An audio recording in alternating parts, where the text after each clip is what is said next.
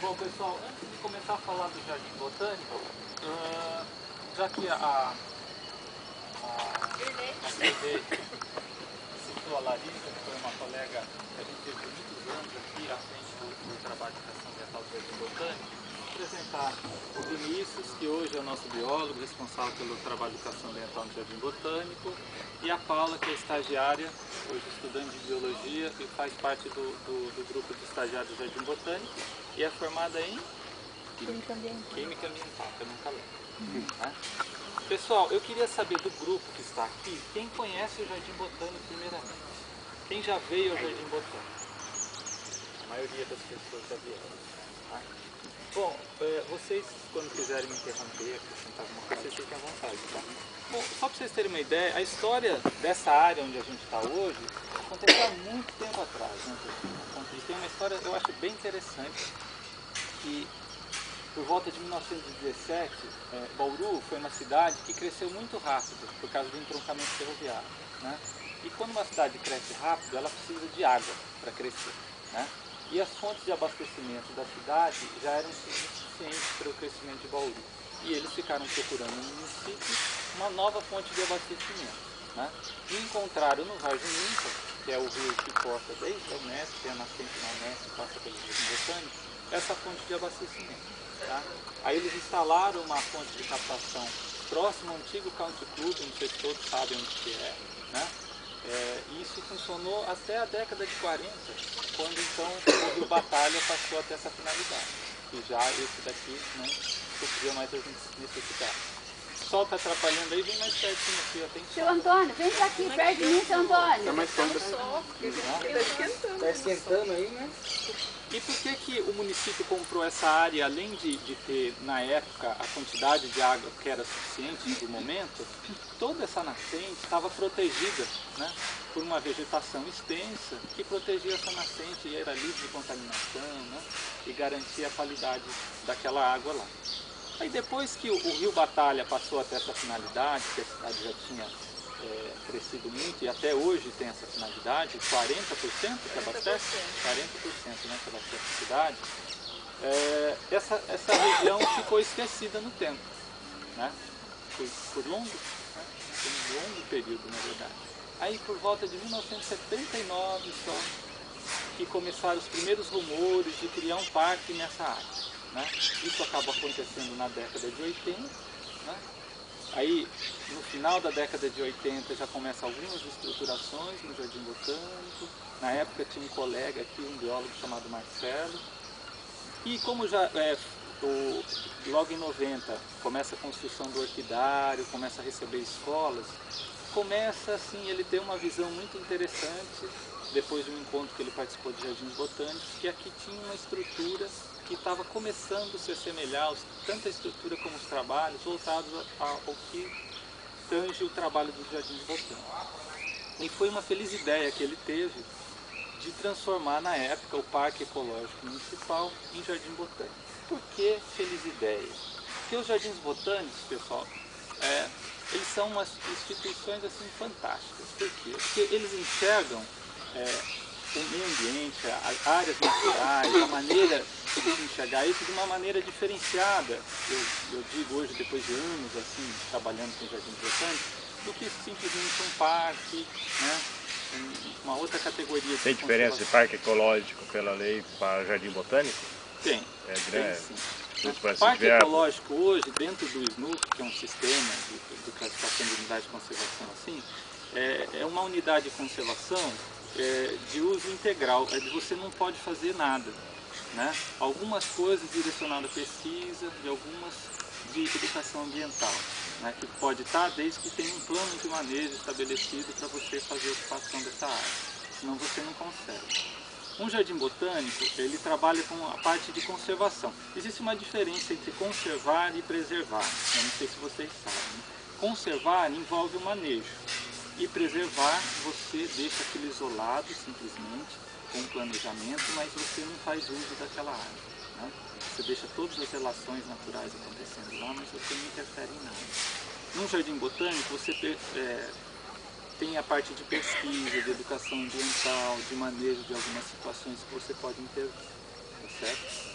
Então, gente, Jardim Botânico, na verdade, trabalha com conservação de espécies de plantas, né? Isso a gente pode fazer aqui, isso aqui não, em qualquer lugar, né? Ou conservando uma área natural, como é o caso do Jardim Botânico, a gente está inserido numa área de 321 hectares. Né? É uma área bem grande. Eu não sei se vocês têm noção de que são 321 hectares. Né?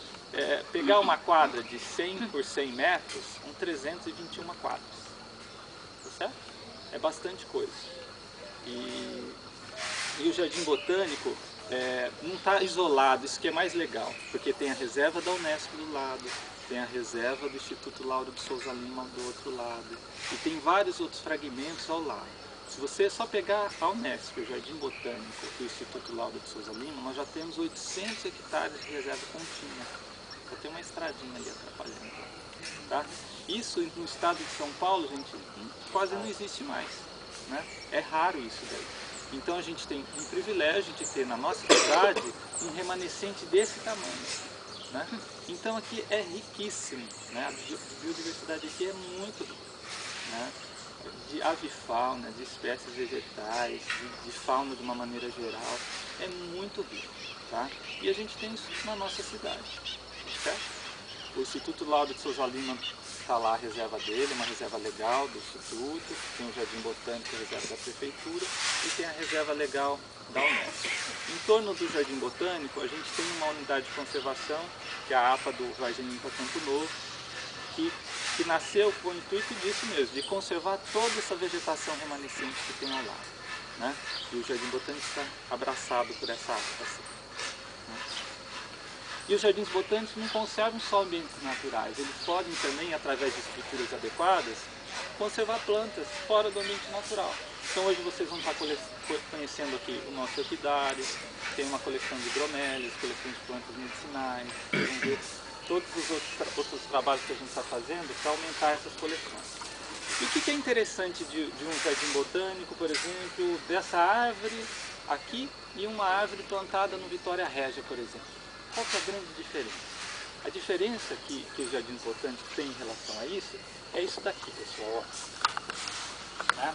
Não é só o nome correto da planta que tem ali. Essa planta tem um número, se vocês forem perceber. Isso faz parte de uma coleção botânica. E essa coleção, ela é toda anotada, catalogada. Quem coletou a semente, de onde que veio, que época que foi. Nessa época não tinha ainda, mas hoje com GPS você consegue ter coordenada geográfica de onde foi coletada. Né? Então a gente se preocupa com a procedência do material biológico que vem para cá. Né? E isso é muito legal, isso é o que diferencia tudo. Né? E a gente quer saber de onde que veio para a gente ter uma representatividade disso. E hoje os jardins botânicos, representatividade dessa espécie. E hoje o Jardim Botânico, eles trabalham, é muito interessante, que hoje é tudo regionalizado. Cada jardim botânico tem que cuidar da sua região, não pensar o que tem no Rio de Janeiro, na Amazônia, né? É conservar a sua região, né? Nos aspectos de flora. Né? Porque as pessoas têm uma visão do Jardim Botânico, primeiro que é um lugar que tem que estar cheio de florzinha, né? Sempre florido, sempre cheio de flor, que é essa visão, cheio de estufinhas, né? Porque isso é uma visão europeia da coisa, assim, né? Eles têm que ter estufa lá porque eles querem cultivar plantas tropicais, né? Então quando eu vou cultivar uma planta que é da minha região, eu não preciso de um aparato desse, né? De controlar a temperatura e não sei o quê, porque não é o ambiente daquelas plantas, tá certo? Então o foco é isso. Então, desde que eu entrei aqui no Jardim Botânico, o foco do trabalho aqui, dentro dessa parte de conservação, foi estruturar o Jardim Botânico, porque assim, importante, isso daqui já seria se não tivesse absolutamente nada aqui e fosse conservado. Né? Pode perguntar. Tem uma característica também bem especial em relação à vegetação da região, né? Se não me engano é córrego. É uma área... Não, é assim, ó. Em relação à vegetação, a maioria da área do Jardim Botânico é ocupada por cerrado, né, o que a gente chama de cerradão, aquele cerrado de fisionomia florestal. Mas a gente não tem só o cerrado na nossa área, a gente tem um trecho de floresta estacional, que seria a Mata Atlântica do interior do estado de São Paulo, aqui dentro do Jardim Botânico, né? e temos também uma bela área de mata de brejo aqui também, né? Que é uma área especial, que vive sempre encharcada e muito bonita por sinal. O ecótono, para quem não sabe o que ele falou, pessoal, é uma área de transição, assim, né? É o que são as espécies de flora, assim, de vegetação, que existem tanto no cerrado como na floresta estacional. É um trecho que existe, que é uma transição. Na verdade, aqui dentro do botânico, se você voar assim, é um mosaico de coisas assim. Mas o que você enxerga no global assim é o cerrado ainda, tá certo? Pra vocês terem uma ideia assim, não sei se você já ouviu uma palestra do Osmar Cavassan falando assim, ó, da bacia do rio Bauru, a margem direita do rio Bauru para cima, o que prevalecia originalmente no município era a floresta estacional. Da margem direita para cá, o cerrado. Mas isso não significa que é carimbado assim, aqui só tem cerrado.